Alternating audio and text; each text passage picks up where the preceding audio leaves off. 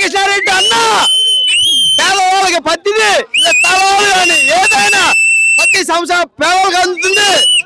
అలా జగన్మోహన్ రెడ్డి పిన్నెల నాగేశ్వరరెడ్డి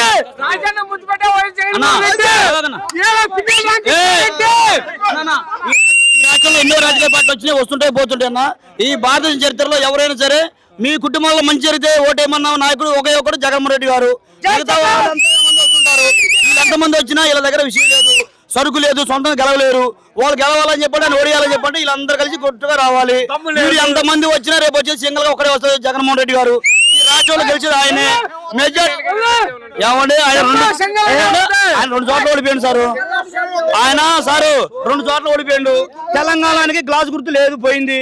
ఆయనకి ఏ గుర్తు ఇస్తుందో తెలియదు, ఆయన నిలబడలేడు. ఈ పిల్లగాలంతా సినిమా చూసే పిల్లగాలు ఇళ్ళు వేస్తారు తప్ప ఓట్లు వేసేవాళ్ళు గారు. వేసేదంతా కూడా జగన్కే వేస్తారు ఓటు. తడుపుగా జగన్ దాన్ని తగ్గేది లేదు, తగ్గేది లేదు. 2009, 2012, 2014, 2019, 24 కూడా గెలిచింది. ఇక్కడ రామకృష్ణారెడ్డి అన్నయ్య గెలుస్తాడు. నెక్స్ట్ కూడా మంత్రి అయ్యేది కూడా మా రామకృష్ణారెడ్డి అన్న గారే. మేము సొంతంగా వచ్చేది కాదు.